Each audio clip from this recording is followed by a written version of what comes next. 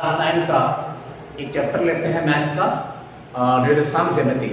बेटा यहाँ से देखो टोटल जो है आपका 4 से 5 क्वेश्चन आता है, जिसमें से कभी पूछता है कि निर्देशांक का भुज क्या है, कोटि क्या है, ये किस चतुर्थांश में है। इस तरह का बहुत सारा प्रश्न आपसे पूछा जाएगा एग्जाम में, तो उसको हम देखते हैं कैसे हम उसको सॉल्व करेंगे बहुत ही आसानी से। बेटा ये याद एक बार कर लीजिएगा ना, तो कोई दिक्कत नहीं है। आपको थोड़ा सा इसका कॉन्सेप्ट याद रखना है, आपको कैसे इसको करते हैं, क्या इसमें चीजें शामिल हैं, उसको थोड़ा सा याद कर लेना है, तो कोई आपको दिक्कत नहीं होगी। ठीक है, स्टार्ट करते हैं। ज्यामिति में देखते हैं क्या है इसमें। एक लाइन ऐसे ड्रॉ करना है, एक लाइन ऐसे ड्रॉ करना है। यहां पर दिखेगा कि ये जो दो लाइन है ये आपस में लंब है, मतलब परपेंडिकुलर है। ठीक है, इसको हम मानेंगे एक्स एक्सिस और इसको हम मानेंगे वाई एक्सिस। यहां देखिए, इसको हम कहते हैं ऋणात्मक एक्स अक्ष और इसको हम कहेंगे ऋणात्मक एक्स अक्ष। ऐसा क्यों? जहां पर ये प्रतिच्छेद बिंदु है अक्षों का, उसको हम कहेंगे मूल बिंदु O कहेंगे, और यहां पर बराबर भाग में बांटेंगे इसको। तो यहां पर आया 1 2 3 4 5 ऐसे। इधर भी हम लोग समान भाग में बांटेंगे, तो -1 -2 -3 -4। यहां भी समान भाग में बांटेंगे, तो हम देखेंगे 1 है, 2 है, 3 है, 4 है, 5 है, 6 है, और भी आप बढ़ा सकते हैं। इधर भी, इधर भी, इधर भी और इधर भी। तो यहाँ पर हम लेते हैं फिर से बराबर करके, तो -1 -2 -3 -4 -5। ठीक है, तो इसमें हम लोग क्या देख रहे हैं, ये है धनात्मक x अक्ष, ये है ऋणात्मक x अक्ष, पूरे को हम कहेंगे x अक्ष।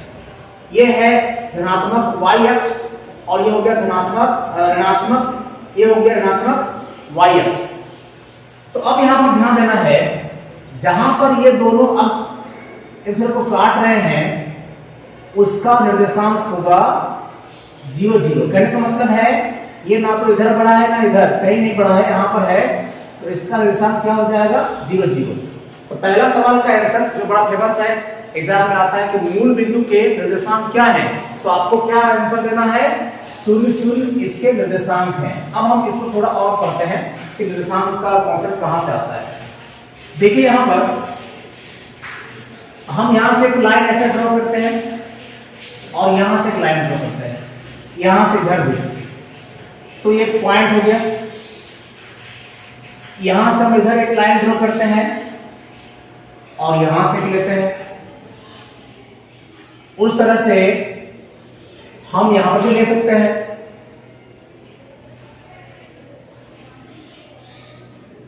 तो हम क्या देख रहे हैं कि जब भी यहां पर इस पॉइंट का निर्देशांक आपको लिखना है, तो पहले x वाला वैल्यू को लेना है।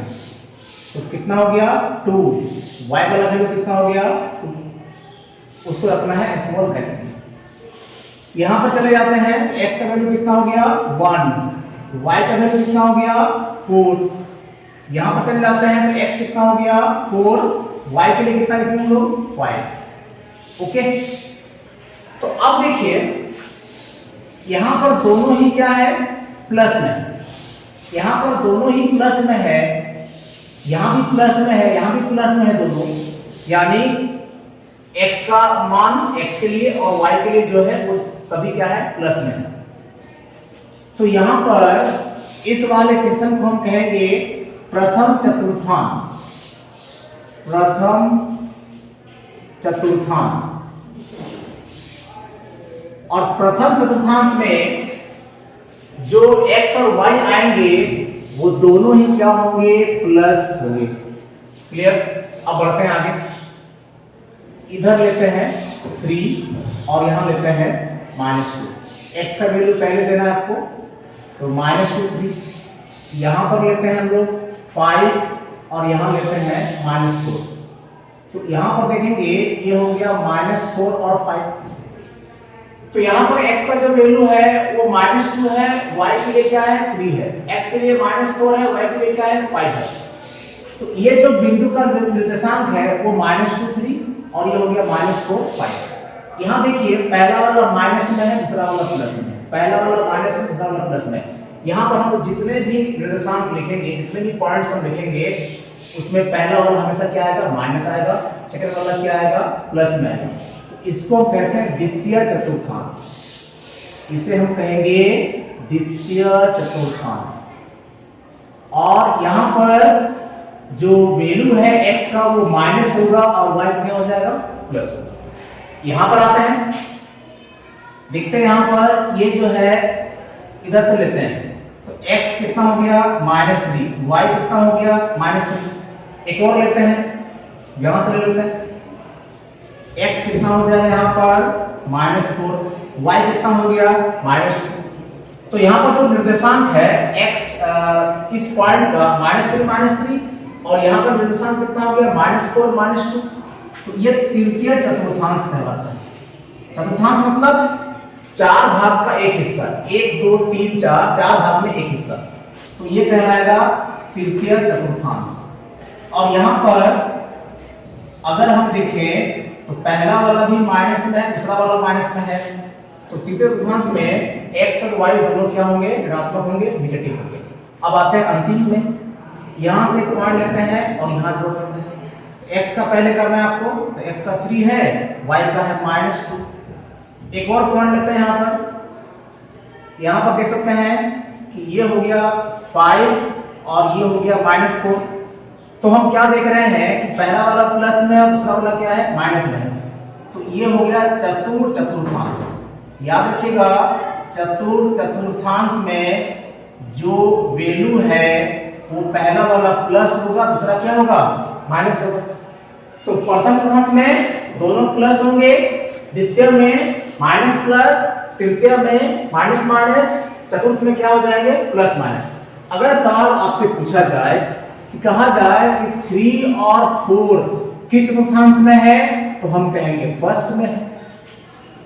अगर ये पूछा जाए कि -4 और -4 किस चतुर्थांश में है, तो हम कहेंगे इसको थर्ड में है, क्योंकि थर्ड में क्या होता है दोनों माइनस में होता है। अगर ये पूछा जाए कि 5 और -4 किस चतुर्थांश में है, तो हम कहेंगे चतुर्थ में है, क्योंकि पहला वाला प्लस और सेकंड वाला माइनस होता है चतुर्थांश में। तो यानी कि प्लस और माइनस, तो यहाँ पर प्लस माइनस है, तो ये हो गया फोर्थ में। उस तरह से अगर ये पूछा जाए कि भाई बताइए कि -2 और 4 किस चतुर्थांश में है, तो आपको कहना है सेकंड में है, क्योंकि सेकंड में पहला वाला होगा नेगेटिव और सेकंड हो जाएगा पॉजिटिव। चलिए, तो यहाँ पर एक आपका कॉन्सेप्ट क्लियर हो गया कि हम निर्देशांक किस क्वाड्रेंट में है या किस चतुर्थांश में है, उसको बताने के लिए ये साइन अगर हम यूज करते हैं, साइन को हम याद रखते हैं, तो इसको बताने में कोई परेशानी नहीं है। तो यहाँ पर हम लोग क्या सीखे, मूल बिंदु का निर्देशांक 0 0 होगा। इस तरह से दोनों प्लस है तो फर्स्ट में होगा, यानी प्रथम चतुर्थांश में होगा। दोनों माइनस है तो तृतीय में होगा।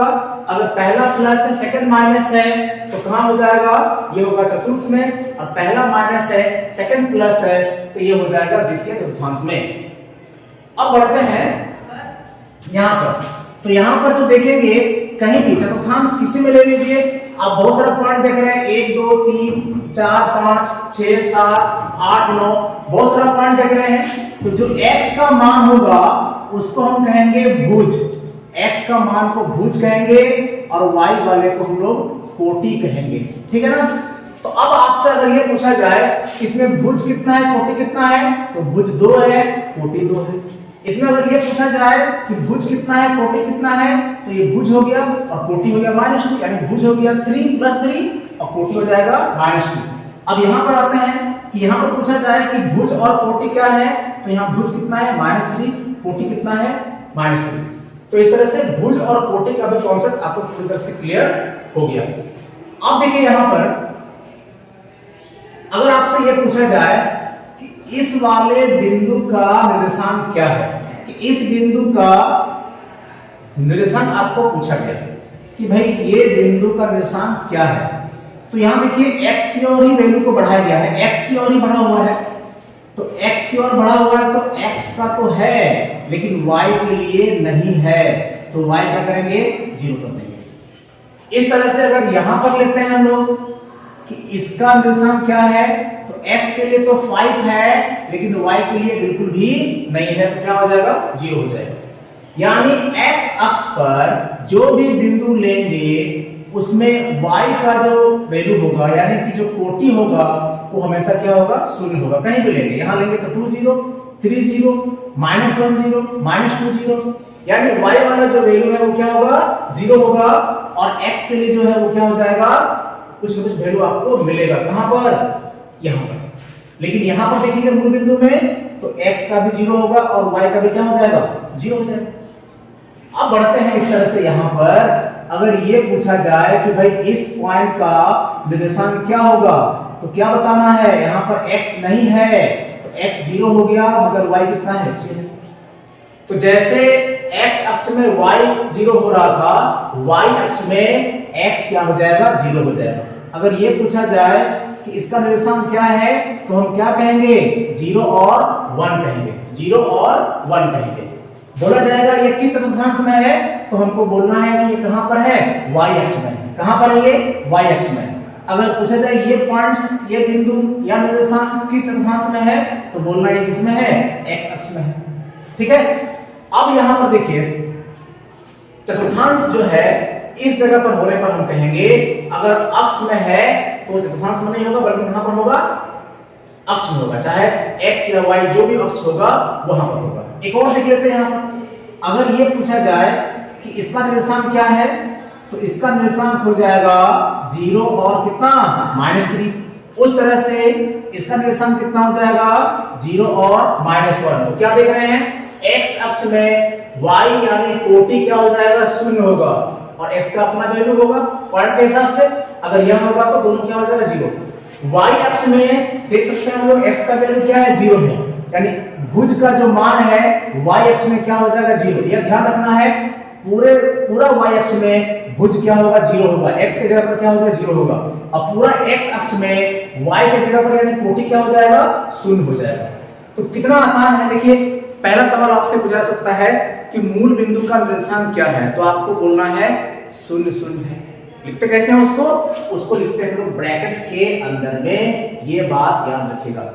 इस तरह से अगर ये पूछा जाए कि -3 और 4 किस चतुर्थांश में है, तो हम बोलेंगे द्वितीय में है, क्योंकि माइनस और प्लस कहां होता है, द्वितीय में होता है। अगर ये पूछा जाए कि -2 और -5 किस चतुर्थांश में है, तो हमको कहना है तृतीय में है, क्योंकि दोनों यहाँ पर क्या होता है, माइनस होता है।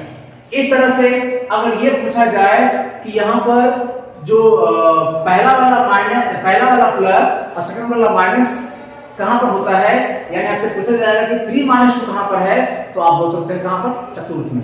ये तो बात बोलेंगे। अब ध्यान देना है कि अगला जो आपको बताया गया था कि भुज और कोटि, निर्देशांक जो भी लिखेंगे ना उसमें पहला वाला हमेशा भुज होगा, बाद वाला कोटि होगा, और जो भी साइन रहेगा उसको लेके चलना है। अगर -4 -5 है तो भुज हो गया -4 और कोटि हो गया -5। अगर 4 5 दिया हुआ है तो भुज हो जाएगा 4 और कोटि हो जाएगा 5। इस बात को बढ़िया से याद रखेंगे। चलिए अब मान लेते हैं सपोज यहाँ पर आपके पास और एक सवाल यहाँ पर आता है, और सवाल यह है कि पूछा जाएगा आपसे कि बताइए कि यहाँ पर एक पॉइंट लिखा हुआ है h हमेशा x वाला को लेना है। x में कितना है, -3, x में है -3, तो x हो गया -3 और y कितना हो जाएगा 2। ऐसे आपको बताना है, ठीक है। या फिर मान लेते हैं इधर से ले लिया, यहाँ से ले लिया, ऐसे ले लिया, तो x का वैल्यू कितना हो गया 2, y कितना हो गया -1, तो यहाँ पर भुज कितना हो गया 2, कोटि कितना हो गया -1, और ये किस चतुर्थांश में है, चतुर्थ में है। चतुर्थ में होने के लिए क्या हो जाए है आपका, पहला वाला क्या होना चाहिए, पॉजिटिव, और सेकंड क्या होना चाहिए, नेगेटिव। अगर आपसे पूछा जाए कि भाई बताइए कि चतुर्थांश जो है उसमें दोनों में धनात्मक x अक्ष और y अक्ष कहां होता है, तो बोलना है प्रथम में होता है। सवाल गुना फर्क पूछ सकता है, पिछले कुछ सालों में सवालों को करके थोड़ा सा अलग तरीके से पूछा जाता है। किस चतुर्थांश में x होगा धनात्मक और y होगा ऋणात्मक, तो हमको बोलना है चतुर्थांश। इस तरह से बातों को याद रखना है। तो क्या क्या बात याद रखेंगे? मूल बिंदु का निर्देशांक पहला हो गया, निर्देशांक दिया रहेगा, आपको भुजर कोटि लिखने के लिए बोलेगा, या हो सकता है कि आपको निर्देशांक बिंदु दिया रहेगा और आपसे पूछा जाएगा कि चतुर्थांश में है, तो इसमें आपको कोई परेशानी नहीं होनी चाहिए। और इसके बाद आगे है कि x अक्ष में y का मान क्या होगा? हमेशा 0 होगा, और y अक्ष में x का मान क्या होगा? 0 होगा। ये सब बात आपको याद रखना है। तो इससे आपको लगभग 5 से 6 क्वेश्चन बन जाएंगे एग्जाम में, बहुत ही आसानी से बन जाएंगे, कोई दिक्कत इसमें आपको नहीं होगी। ठीक है, तो इसमें किसी को दिक्कत तो नहीं होना चाहिए। ठीक है, तो आप आराम से इसको जो है कर लेंगे। निर्देशांक ज्यामिति में इससे ज्यादा आपको और अलग तरह के सवाल नहीं पूछा जाएगा, जितना बता दिए हैं उतना सही आपका हो जाना चाहिए।